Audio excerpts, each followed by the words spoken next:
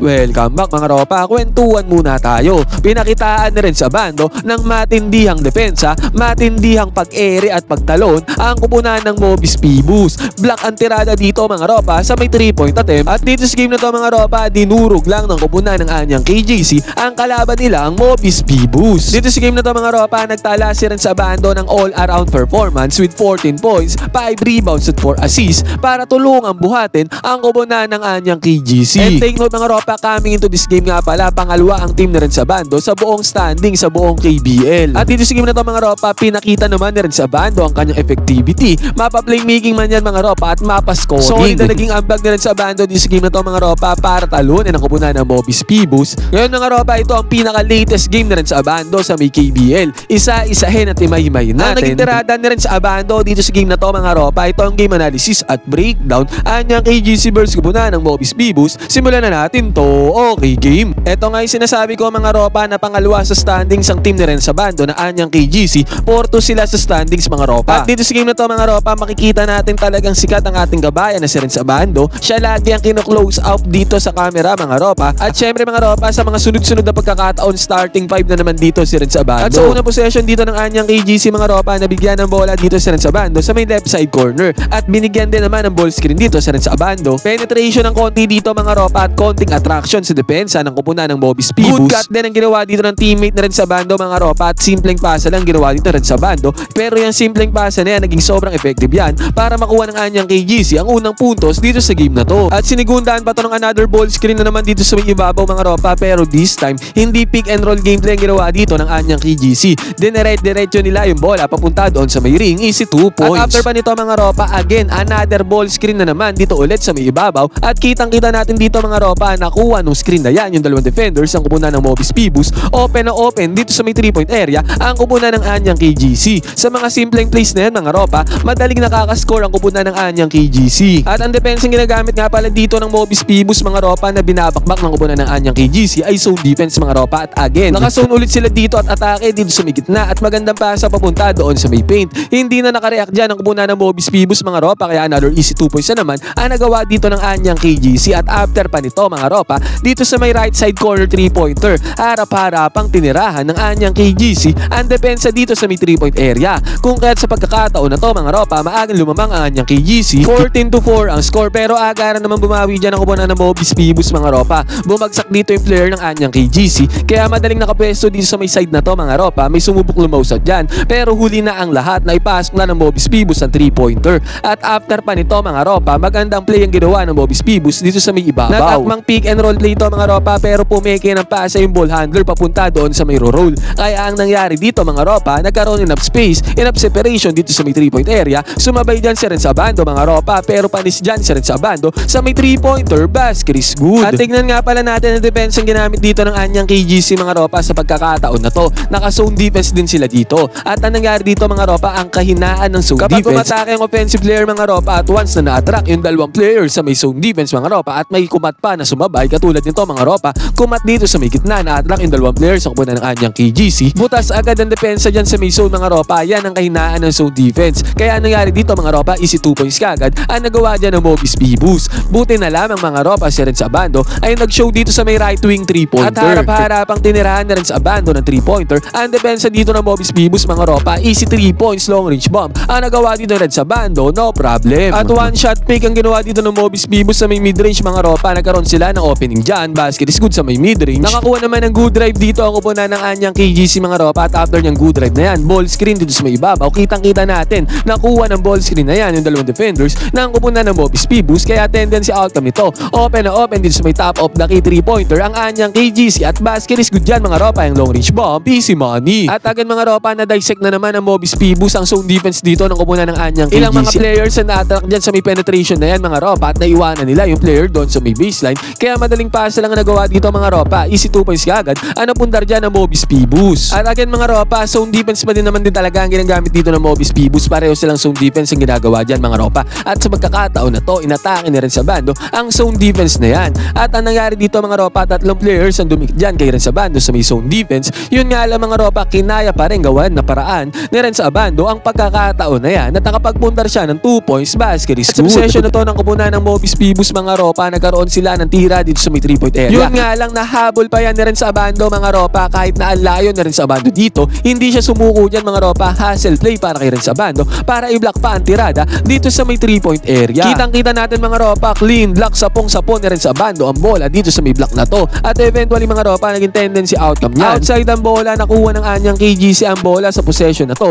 dahil sa magandang depensa na ginawa nila sa Bando sa may 3-point area. Nakabawi naman ang block dito ang Mobis Phoebus doon sa may ilalim mga ropa, pero dahil na block ang tira dyan na center nila rin sa Bando, dito na lang siya sa may 3-point area, pumukol ng 3-pointer, basket is good yan. At sa pagkakataon na to mga ropa, dito sa may transition, siya rin sa Bando, nagbamando ng bola dito. Binigyan naman siya dito ng slip screen mga ropa, at dahil dyan sa slip screen na yan, nagkaroon ng enough space si rin sa Bando para mag-navigate papunta doon sa may ring. Easy 2 points na nagawa dyan na rin sa Bando, basket is good. At sa pagkakataon na to mga ropa, dito sa may second quarter, 39-20 ang score. Tambakol ng 19 points dyan ang kupunan ng Mobis Phoebus. At after pa nito mga ropa, nakakuha pa ng good defense dito ang anyang KGC, at yung good defense na yan, tendency outcome yan, nakakuha sila ng easy 2 points sa may fast break. Yun nga lang mga ropa, nagkaroon ng sunod-sunod na puntos dito ang Mobis Phoebus bago matapos ang second quarter. Dalawa magkasunod na 2-pointers ang kailan napasok dito mga ropa, at yung pangatlo mga ropa ay 3-pointer pa bago tuluyan matapos tong second quarter. Kung kaya first half mga ropa natapos sa score na 45-29, papasok ang third quarter na may 16 points sa kalamangan ang kupunan ng anyang KGC. Pagbubukas naman ng third quarter mga ropa, nagkaroon ng pick and roll gameplay dito ang Mobis Phoebus, at dyan sa pick and roll gameplay na yan mga ropa, nakakuha ng easy 2 points sa center ng kupunan ng Mobis Phoebus. At magandang pwesto pagbalik sa may 3-point area ang ginawa dito ng anyang KGC, kaya nagkaroon sila ng enough space, enough separation dito sa may 3-point area. Ngunit sumagot naman ng 2-pointer mid-range jumper dito ang kupunan ng Mobis Phoebus, at after man yan mga ropa, again another pick and roll gameplay naman, pero this time mga ropa hindi na dumiretso doon sa may ring, nagsettle na dito sa may mid-range jumper mga ropa, pero successful yan, easy 2 points para sa Mobis Phoebus. At after pa nito mga ropa, hindi pa fully established ang depensa ng anyang KGC sa pagkakataon na to, kaya pinagpasahan tong isang player sa may depensa sa may gitna mga ropa, at na-open na nga tong isang player ng kupunan ng Mobis Phoebus sa may 3-point area. Sunod-sunod na puntos ang ginawa dito ng Mobis Phoebus mga ropa, at buti na lang mga ropa, good pick and roll play ang sinagot dito ng kupunan ng anyang KGC. Magandang cut papunta doon sa may gitna, magandang roll, easy 2 points ulit dyan, no problem. At atin mga ropa, zone defense pa din talaga ang gamit dito ng anyang KGC, na dissect pa rin ng kupunan ng Mobis Phoebus ang zone defense dito sa may possession na to.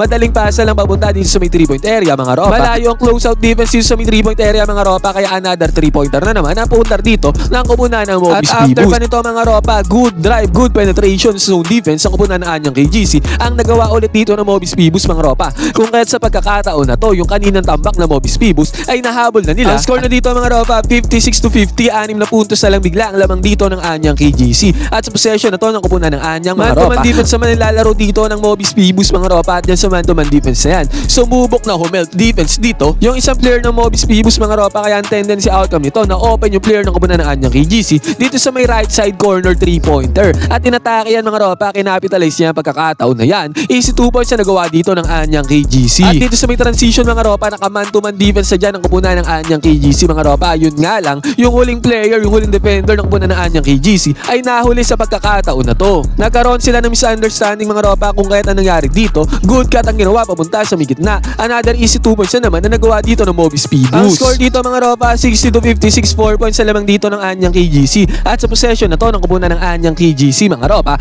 naka-zone defense dito ang kupunan ng Mobis Phoebus mga ropa, at nung na-swing yung bola papunta dito sa may right side corner 3-pointer, good recovery ang ginawa dito ng Mobis Phoebus para i-block ang tirada na yan ng anyang KGC. Good defense yan mga ropa sa possible 3-pointer ng anyang KGC, at dahil sa good defense yan mga ropa, napunta ang possession sa kupunan ng Mobis Phoebus, at dito mga ropa, pick and roll gameplay ang kanilang ginawa, at naging successful yung pick and roll gameplay na yan mga ropa, basket is good, easy money. Samantala mga ropa, ang anyang KGC naman sa bando nagbabando ng bola dito mga ropa, at ginawa nilang play dito pick and roll gameplay din, na ibigay naman na rin sa bando yung pasa pupunta doon sa may ilalim, at natiis ng sentro nila rin sa bando yung depensa doon sa may ilalim, nakapagpundar siya dyan na mahirap na 2 points. Nagkaroon ng 3-point attempt dito ang Mobis Phoebus mga ropa, pero mintis yan. Yun nga lang mga ropa, ang hassle dito ng sentro na tumira ay nakuha pa niya dito ang offensive rebound para sa second chance points, kung kaya't napatimeout na dito ang anyang KGC mga ropa, dahil 2 puntos na lang ang lamang nila dito against sa kupunan ng Mobis Phoebus. Yun nga lang mga ropa, after ng timeout, ang nakascore pa din dito mga ropa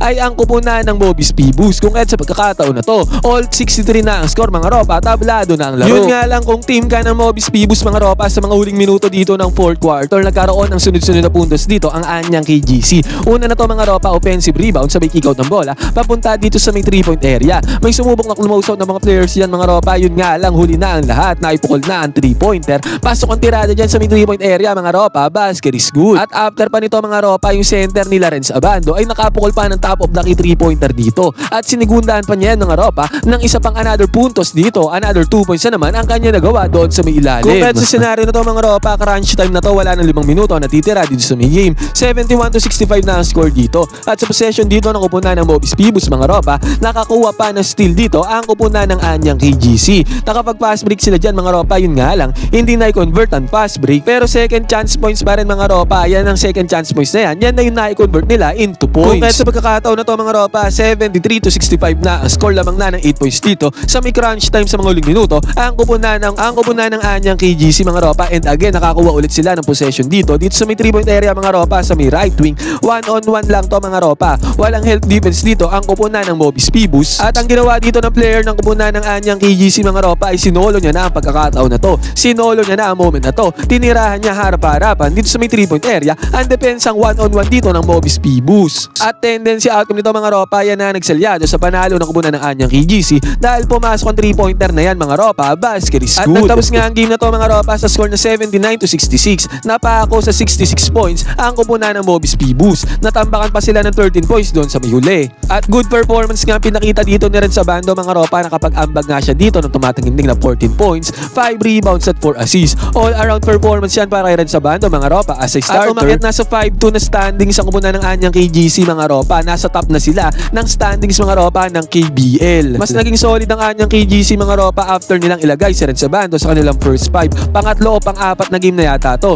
na nasa first 5 si Renz Abando. Ngayon mga ropa, ano masasabi nyo dito sa game na to ng Anyang KGC versus kupunan ng Mobis Pibus? Ano masasabi nyo sa performance dito ni Renz Abando? Pwede kayo mag-comment dyan sa baba ng opinion mga ropa. Magkwentuhan tayo.